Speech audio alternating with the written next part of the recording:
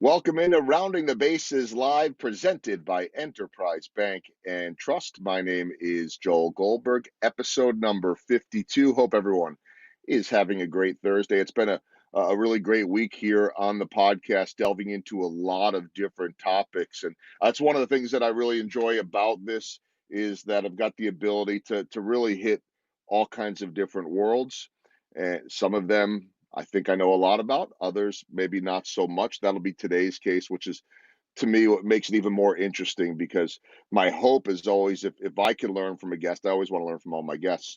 But if I can learn, hopefully others can learn. If it's already a guest that is in your field or interest, I would expect and hope that you appreciate the perspective. But really the hope is to allow people to understand about other fields. And then really on top of that, to be able to bring it all together in terms of leadership, in terms of culture, in terms of all the things that we need, no matter what our business is, try to inform people, educate, and also provide hope. And depending on the different guests. So, looking forward to my guest today. Before we get to him, a big thanks to my friends at Enterprise Bank and Trust. Hashtag no stopping you. They've been a great partner in this endeavor since really about late March for me. Also, jumping on around the same time as Casey Cattle Company. I could tell you right now, in the Goldberg house, we are having those bacon cheeseburger bratwursts tonight. Yes, I need to get out and work out a little bit extra hard because of it. But let's be honest, look at me. I probably won't. I need to. I'm working on it. I promise. But more importantly, Casey Cattle Company, if you like steaks, burgers, all the great stuff like that, they've got Wagyu beef. They're veteran owned and operated up in Western Missouri. So you can check out their website. Their supply has been in major demand. So they've got updates there on what they have and what they don't. Their social media is a great place to follow, but it's a chance to support a veteran owned and operated company. And the product is amazing. They ship to all 50 states. And my newest partner here, JJ's Wine and Spirits. If you're in Johnson County, Overland Park area, and I'm not too far from there, they are at the corner, the southwest corner of College and Antioch. I stopped in last night for Wine Wednesday, 15% off bottles. Great service there. So check out JJ's Wine and Spirits. Also, if you just get online and check out their Facebook page, they told me yesterday they're getting a lot more Facebook traffic this week. I hope that is because of their partnership here with Rounding the Bases Live. Now, a chance for me to bring in my guest on this episode, and a guy that I've become friends with over the last couple of years. We haven't had a chance to catch up in person lately, but that's the world that we're living in.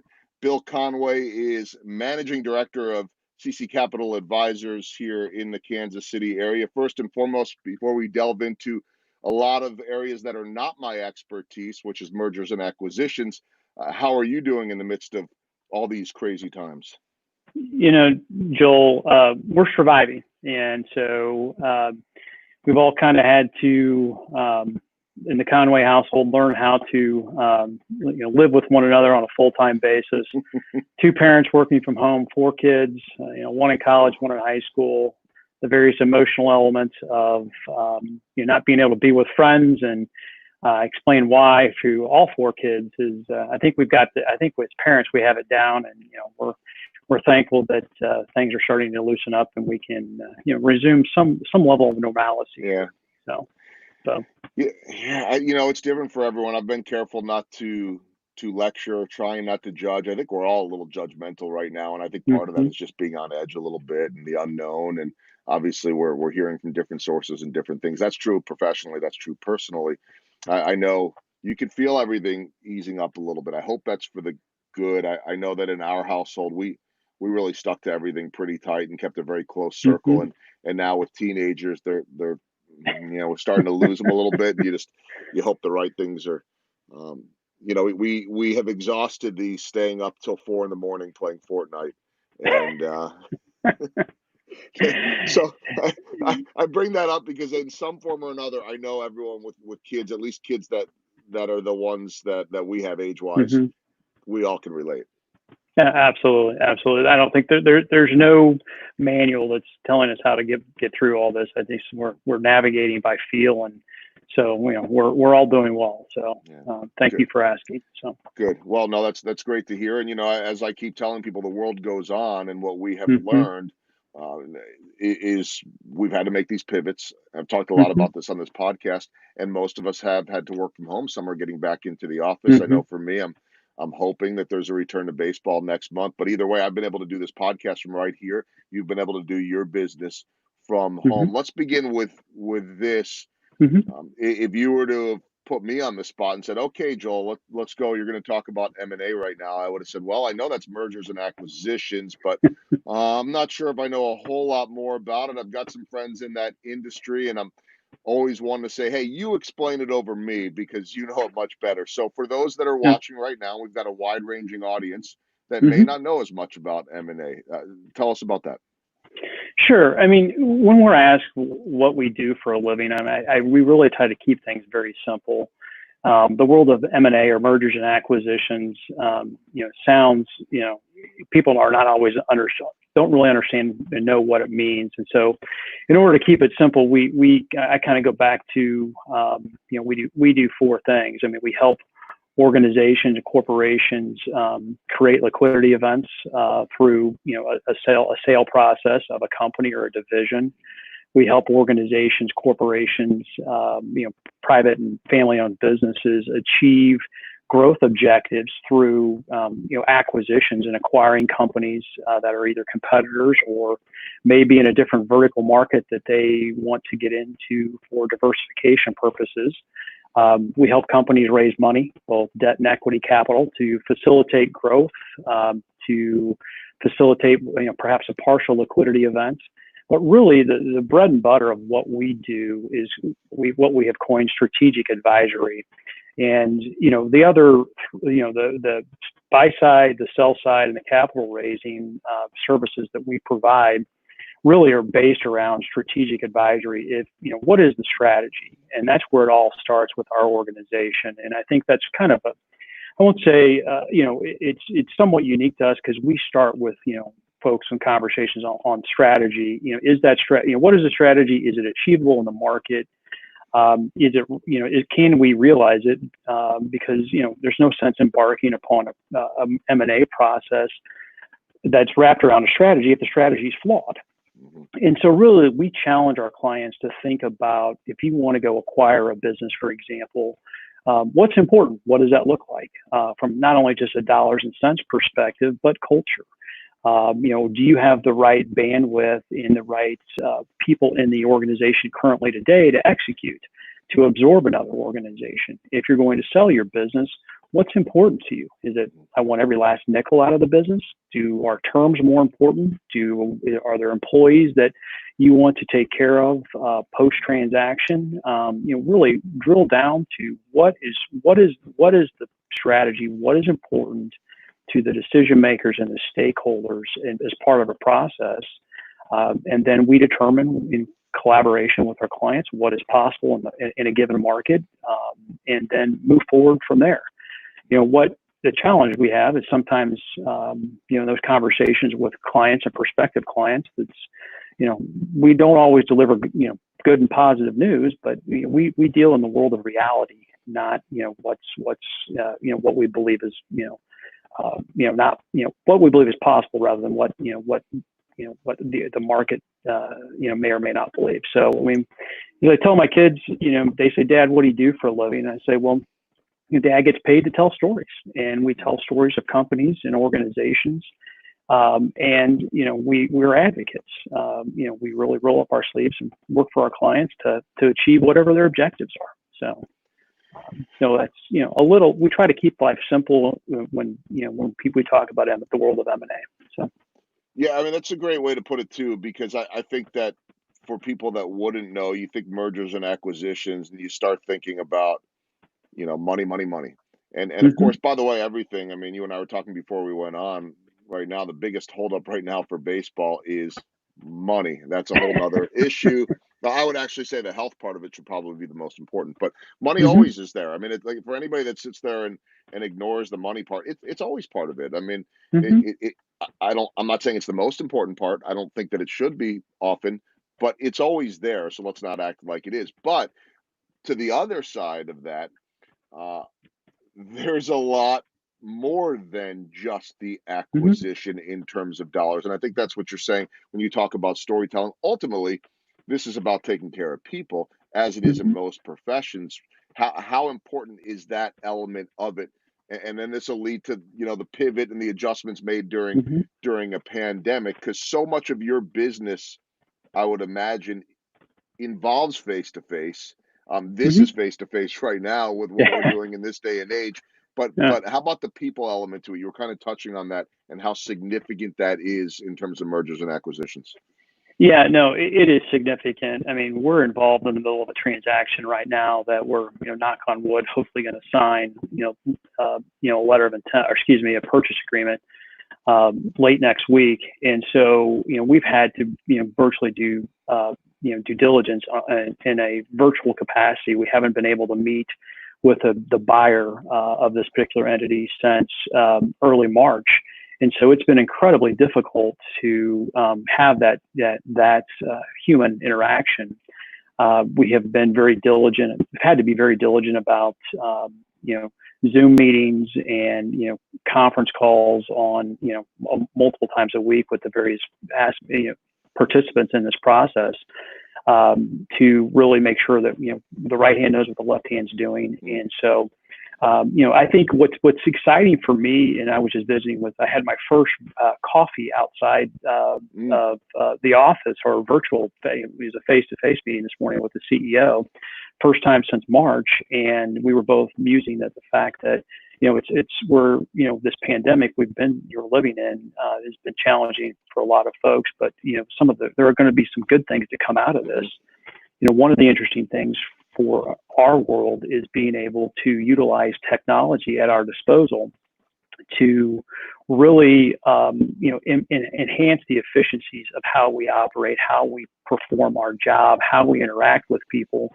But the trick is going to be marrying that with, the personal interaction that is so critical and necessary to establish relationships, one, but to preserve those relationships and if you will, quell some of the emotional elements of a various any transaction we're involved in, because as you pointed out, there's economic terms, there's the deal terms, there legal terms, but the emotional element of a transaction, I don't care what you're doing or what side you're on, cannot be underestimated and needs to be managed in an active fashion throughout the transaction process and even post transaction.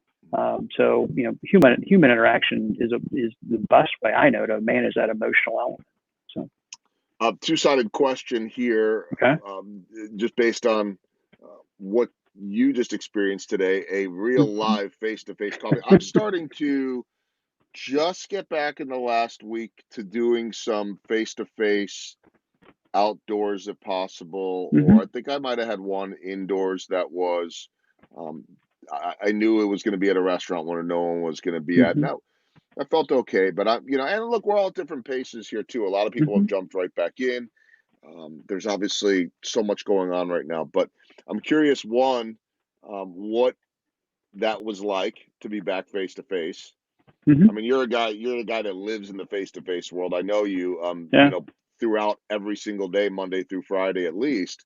So what was it like to get back to that? And what did you learn from not having that? Yeah. It's interesting. I was personally excited. I mean, for this morning, we met outside. We had a cup of coffee. We kept our social distance, and there were, you know, half dozen, maybe a little bit few more people out on the outside patio with us.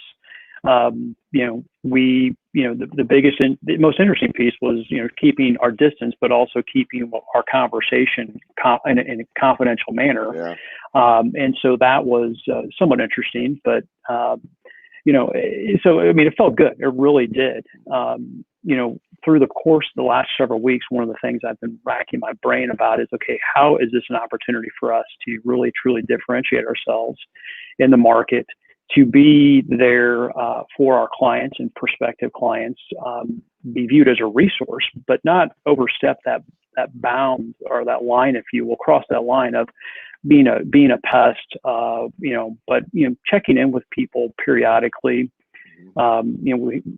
Either through Zoom, just sending them a quick note via email of saying, hey, thinking about you. I saw this article. It's relevant to your world.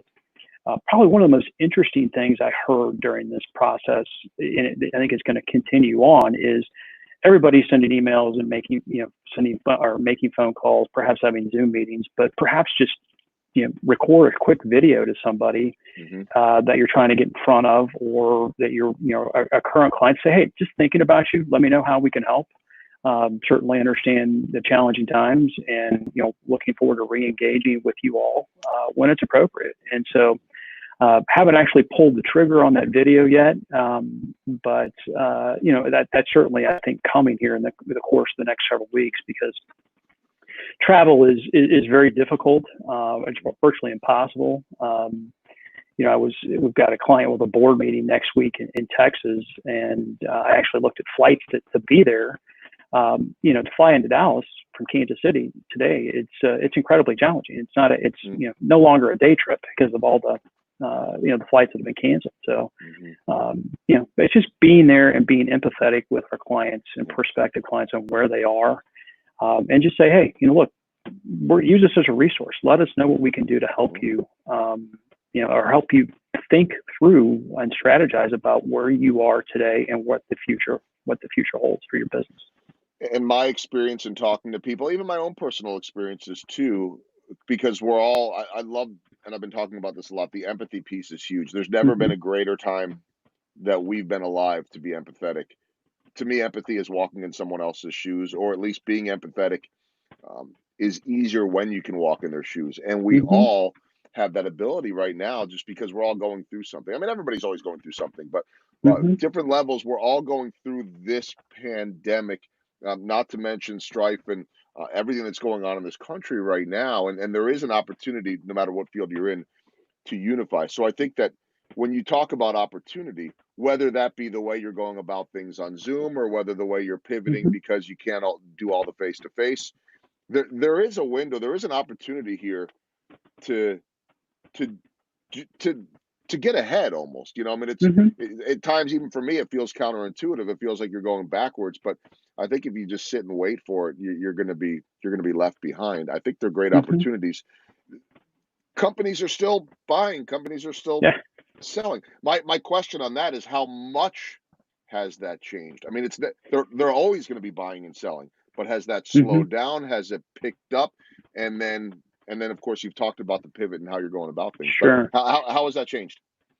It's been interesting. In our firm, we've been very fortunate. We've actually, been able to close 2 transactions as a firm in the last 90 days or last 60 days. And so we're very fortunate and blessed from that perspective. We did have a couple of transactions that were post letter of intent, and we were in due diligence, and those are marching on. Initially, and then candidly, we've had some transactions that have been placed on hold, if you will, just because of the nature of the industries that those companies participate in, and that's to be expected. And really, I think it was our, given the uncertainty, that was a sound decision that was made from our perspective. But what's interesting is we have fielded a lot of inquiries initially, during this and subsequent to, when this coronavirus started, around helping folks acquire companies, that we're looking for, being strategic in the market, saying, hey, is now an opportunity to pursue consolidation, to acquire a competitor, to acquire another company in a vertical that would diversify their business. And so we haven't really, we're having some conversations. I still believe that they're, over the course of the next, 12, 15, 18 months, that is going to play out as a real opportunity for companies to really go think about strategic growth initiatives. And so we're, incredibly excited about that, because I do think that, there are some distressed opportunities out there, but I think that, having lived through a pandemic, and you rewind the clock, and having lived through a recession a decade ago, I think that, business owners are going to really stop and have a moment of introspection to say, do I really want to go through this again? What's my succession plan? Do I need to get together with a competitor and, truly have, what the 1+1 =, kind of 4 analogy, or is it now the time? So, I don't have a succession plan. I don't have, a deep bench, and maybe it's time to say, my day has come. It's time to create a liquidity event, and let's be strategic about it. And so I do believe the future for M&A is bright over the next 6, 12, 18 months. On the buy side, there's still concerns about funding, but the great thing that I think that's a little bit different and unique from where we were a decade ago is that a decade ago the bedrock of our financial system was I won't say crumbling, but it was cracking. We are in sound financial footings today. I mean, nobody saw the pandemic coming, but I think the way in which we interact is going to change.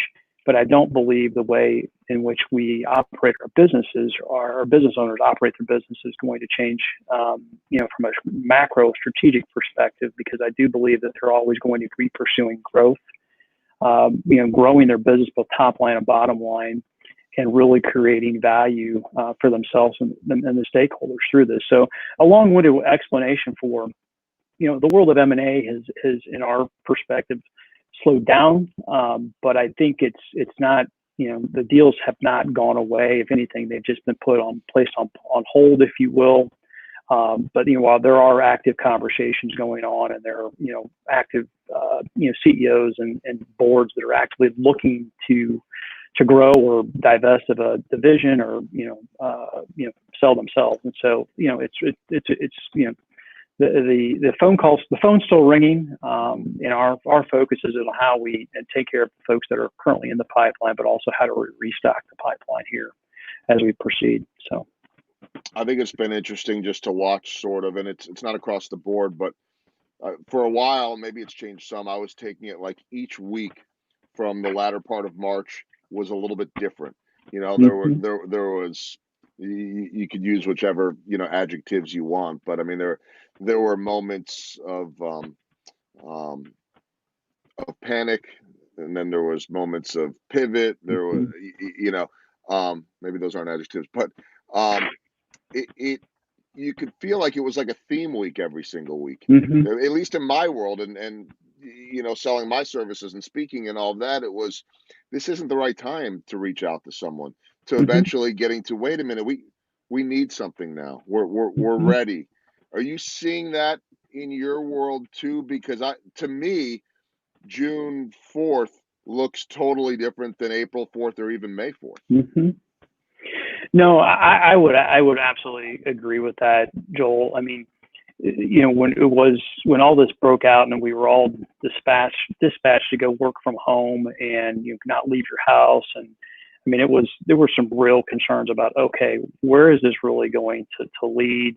What are going to be the implications, not only to our clients, but also our employees and the firm, and what's the future hold, and having just really clear in our minds what we went through a decade ago. I mean, I don't, as I have told people, I don't wish to ever go through something like that again. We survived. And it was what helped me get through that, and some of our colleagues, we talk about this frequently, is just perspective. And we can only control what's in what's in front of us, and really beyond that, we just have to do what we can do. I do believe, though, that what's interesting is on the transactions we're working on that but been placed on hold. They were placed on hold, that could have been in the March or April timeframe, for uncertainty around, our ability to get something done, valuation. We're seeing a lot of those conversations come back as we move further away from, the start of the pandemic, and things start to open back up. And confidence is huge. I think having confidence in the business, confidence in the consumer-driven economy that that we are living in. And and we're starting to see that, and we're starting to think through that. I think there's this concern in the back of everybody's minds of, okay, what happens if we get shut down again? But we kind of survived the first shutdown. I think, clearly we will survive the second if there is another shutdown. But I think having certainty and confidence around, okay, it's not Armageddon, it's not the end of the world. Certainly, there's going to be pain incurred by numerous businesses. But in some cases, unfortunately, it's going to be insurmountable. But in the majority of them, I'd like to think that we can navigate and work our way through it. But I think that as we get further through this timeline and this process, confidence is coming, and folks are regaining confidence and are looking forward to getting everything back to quote unquote the new normal. I don't know what that looks like. I think it looks different in every scenario, but clearly things are going to change, and I believe things are going to change for the better. We're going to be, in a lot of respects, more efficient in how we conduct business, how we interact. And utilizing the technology at our disposal is just one of many tools that we're going to excited about watching folks deploy as we move forward. So. Yeah, I mean, the reality of it is you would have liked to have been in Dallas for that face to face, and in an ideal world, you do that, and that will happen again. There will be those opportunities, but nice to have had the fallback and the option to still be able to do this. And you know what? I mean, this to me, and I'll give you this example too. I really like to do my weekly audio podcast, which I think at one point that's what we had discussed doing. And Correct. then, because I know we discussed that before I started this thing. Mm-hmm. And I don't even know if people are differentiating between them, which is fine. I mean, they both, this podcast is a little bit more about today and the moment that we're in, Mm-hmm. but it's going to continue when we're out of this moment, because what I've really enjoyed about it is the face to face and the fact that I don't need to sit there and bring a whole video camera crew in. I was just doing an audio podcast before, and I like that Yeah. too. And I really like the face to face with it. But my point is that now I can do that face to face audio podcast, and I can do it like this. And whether it's live Mm-hmm. streaming video like this, or whether I capture the audio, I've got one coming out next Monday that was actually done like this, but it'll be the audio. So we have a lot of flexibility and technology that I think most of us didn't even know how to use before. I wish we all could have bought stock in Zoom, or or whatever it is. And but for me personally, I knew what Zoom was. I had it. Yeah. I don't know that I used it beyond 1% of its capacity. Now I'm Mm-hmm. probably using it at about 50%. There's still plenty of things on there that I don't know how to do, but it's pretty, to me, Yeah. that's uplifting, because It is. look, if you could have told us old guys, I'll put me and you in that category, back in say 1990, what an iPhone would be. Yeah. What? But, Yeah. and of course now our kids would look at us like, wait, there was a time without those. So the world changes, and sometimes it's forced to change, and that's Yeah. what's happened here. As this all starts to clear up, Mm-hmm. and it feels like I don't know what it feels like. I mean, it feels like, it's clearing up some. I don't know. But let's just assume this is coming back. You alluded to this. You mentioned before that we weren't pandemic prepared. There are a handful Mm-hmm. that were, but I mean, I heard a couple people saying, do you have your pandemic plan? And I'm like, what? Wait, what? And I know that some actually did have that. Mm-hmm. But now we all have a blueprint for how this works a little bit, and Mm-hmm. that's true certainly for you guys, and for the M&A world, and Mm-hmm. for CC Capital Advisors. How much better does that make you in the fall if this does come back? I think certainly we're better for having had this experience, and I think really what it's going to force us to do is really sharpen our pencil from an efficiency perspective. Harken back to, I'll sound like an old man, but I've been doing this long enough to really, have experienced a couple different cycles. And, when I started in this business, you flew across the country or wherever you're going to do due diligence on a transaction opportunity. And you generally go to a law firm, you'd sit in a conference room literally for a week for 12 or 15 hours a day. And there were boxes of information in there. Mm. And if you wanted a copy of something, you had to ask somebody to make a copy, and you left there with, a whole, suitcase full of paper. all the way fast forward to now, a lot, all the documentation is handled through online data rooms. You do have to, pre-COVID, we did, go hold management presentations in person. During COVID and likely post-COVID, we're holding those management presentations virtually, with their various people in a room, and using the chat function on Zoom to, interact and really take questions. And so really, I think we're going to be more efficient. And as a result of that, we are going to be able to be more efficient in delivering results for our clients. And it's just not a matter of time, but it's also, more a matter of efficiency of running a process, cost savings, if you will, fewer phone calls, just because we're utilizing the tools that are at our disposal to, drive and run a transaction process in a much more efficient manner. And so, that's a huge benefit for our clients, being able to get something done. The average M&A process, we tell folks, is start to finish kind of 6 months. We certainly hope to move quicker than that. And I really believe through utilizing additional technological tools, we should be able to bend that curve from a timing perspective. And so, that's truly exciting, but also, utilizing and forcing ourselves to be more efficient as an investment banking firm is equally as exciting because, we're honing our craft. I mean, I've been doing this 25 years, and every day I get up, I'm equally as excited as I was yesterday to get up and take on a new challenge. Not every day looks the same. And so, if every day looked the same, I'd be doing something else now. But every day is different, and that's completely energizing for me personally, and it's something I look forward to every single day. So. Yeah, I mean, I think that if you focus on the storytelling aspect of it, Mm-hmm. there is something new every single day. It Oh doesn't yeah. need to be the same thing over and over. That's the beauty of it when you start digging deeper.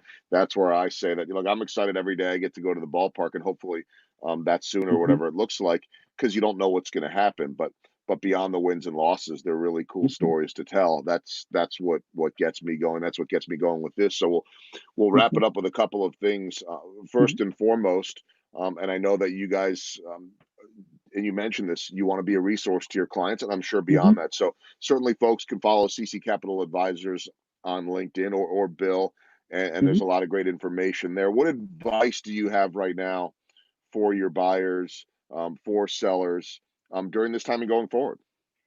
Yeah, I think it really comes back to what we talked about earlier is the strategy. What is it you're trying to achieve?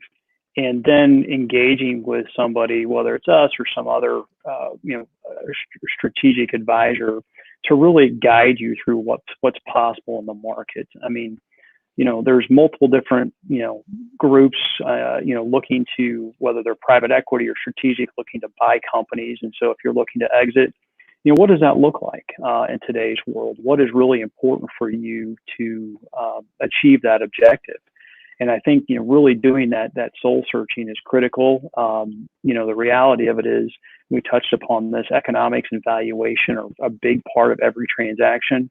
The market has softened a little bit from a valuation perspective, compared to where we've been the last, 6, 12 to 18 months.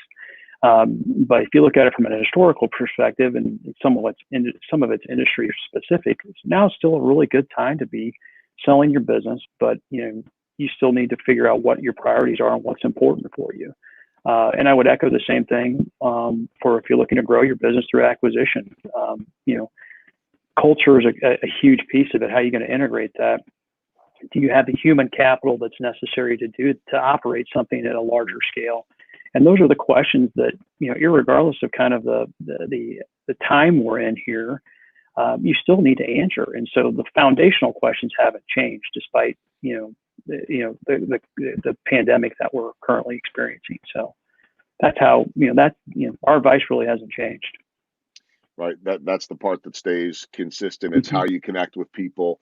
I love the Correct. culture end of it too. It's like we said before. It's not just about the dollar figure. It's got to be the Mm-hmm. right fit. And in baseball terms, not everything needs to go back to baseball terms. I think part of what will make the Royals successful going forward is that new ownership but a Hmm. new owner, from everything I can tell and hear and knowing both men, that really aligns well with Dayton Moore, who helped build this culture Hmm. here. And so while John Sherman may be different than David Glass, David Glass did a great job in exiting um, before his passing, and he didn't Hmm. don't know that he knew um, that his life was coming to a close. I mean, he certainly assured me and other people that he was going to be here, but um, he, from what I understood, knew that there were offers. He had offers from the coasts and other places that he knew weren't Hmm. going to make sense for Kansas City. So I know that that's a big part of your job too, Hmm. is making sure that fit is right. What Hmm. last question for you, Bill? You've been at CC Capital since, I believe, 2009. What is it that you love about the environment there? What Hmm. differentiates you guys and your culture? That's a great question, and I mentioned earlier that truly I get up and every day's different than the past, Hmm. and I think one of the unique things that we have continued on. We had a prior firm before we established CC Capital Advisors, and really we were very entrepreneurial focused, really entrepreneurial focused in the way we ran our business, but also and the advice that we gave our clients. And I think that we, have done a pretty darn good job of preserving that entrepreneurial, culture, if you will. There are certain rules that, folks have to follow as part of any organization, but, we try we try to have a more of a relaxed environment. I think that what this pandemic has proven that, look, not everybody needs to be in the office every single day and be under thumb to be to run a successful transaction process. And I think just being, in providing some ingenuity, if you will, or along with an entrepreneurial culture of how we approach our business is really critical. And really, as we tell our clients, you need to, people engage with us and hire us because we like to think outside the box and not get crazy creative, but bring creative solutions to problems they may have. And I think we approach our business in a very similar fashion in that, we, are given the opportunity to go out and find clients and help them, and really not given, really establish the lines on the field ourselves. And so, for that, we were very grateful and thankful, to the Thompson family, as part of the Country Club Bank organization, that they have provided us the opportunity to do this. And so, being able to preserve that entrepreneurial spirit, and being able to do it, I grew up here in KC, and being able to do this in Kansas City just excites me beyond belief. And so, but also, being able to bring along our younger colleagues and associates. I'm the older side of this group, and so being responsible for them and their professional development is equally as rewarding for me to really see play out, as we move down this path together. So Well, as I say often in baseball, the players keep getting younger and I keep getting older. And you could certainly relate to that too. And my response to that is always, as long as they allow us to keep getting older and do this, yeah. it's not a bad place to be. And then we've got to pass on that lifetime of knowledge. And certainly this period will be more knowledge Hmm. that we've all acquired. So if Yeah. anyone wants to get a hold again, you can check out CC Capital Advisors on LinkedIn. The Hmm. website has been up, and so everyone has that. I really have enjoyed the perspective, Bill. I'm glad that we Yeah. finally got a chance to do this, and I'm Yeah. excited for you and perhaps me too to start having some of those face to faces and get back to the way things at least a little bit were before. Absolutely, absolutely. I can't thank you enough for having me on, Joel. I really appreciate it, and I look forward to seeing you coming into my home every evening live I on the hope Royals so. pregame and postgame. So, Yeah. I don't uh, know exactly what it'll look like. I think we're yeah, getting that way. I don't know if I'll be sitting here in this little makeshift studio, if I'll be in another studio. I don't think we'll yeah. be traveling this year. I think, and I saw somebody actually report that on social Hmm. media today nationally and started seeing some of the comments, which is always um, a time suck that no one should have to go Hmm. in to read the comments. Though, oh, this is Yeah, ridiculous. Like, wait a minute, do people really care that we're not going to be there? Like, we just want baseball back, and I think that amen. most of us can agree on that. So, and I know how Yeah, big of a fan you are. So, all right, Bill. absolutely. Appreciate all the perspective, Yeah, continued success, and certainly best of luck as the world Thank continues you. to change. I know that you guys will certainly adapt as you have. Thanks, Bill. Wonderful. Thanks, Joel. I appreciate it. Have a great day. All right, that is Bill Conway. Great to visit with him. I love just having the different perspectives on this show. If you are looking to pick up some beer or wine or liquor, all that stuff, I don't know who's doing that during this pandemic, but if that is your speed, might be mine a little bit. JJ's Wine and Spirits, southwest corner of College and Antioch. A great service there. I went in last night. They helped me hand pick out a bottle of wine on Wine Wednesday, 15% off. But the cool thing I like about it, smaller store, is they're doing the ordering. They know everything, so they can give you those recommendations. So check them out. And then whether it's on social media at Casey Cattle Company or their website, Wagyu Beef, veteran owned and operated up at Casey Cattle Company in Weston, Missouri. Burgers, brats, steaks, you name it. Wagyu Beef, led by former U.S. Army Ranger Patrick Montgomery. So give them a try. We love it here in the Goldberg House. And a big thanks to Enterprise Bank and Trust. Hashtag no stopping you. Final show of the week is tomorrow. I say we keep kind of bouncing at different ends. We're going to talk how many people out there are sitting there on days saying, "Are my pets sick of me?" I mean, are they happy taking these walks all day long? Are they sitting here wondering, when are you going to ever leave the house? I know that sounds a little bit weird, but haven't you thought about it? I've got two dogs at home, not to mention the two kids. I'm having a veterinarian on tomorrow, and we're going to talk about the world of pet care, veterinary care during a pandemic. Very interesting discussion. So I hope you'll join me for that. Have a great rest of your Thursday, and thanks for watching Rounding the Bases Live, presented by Enterprise Bank and Trust.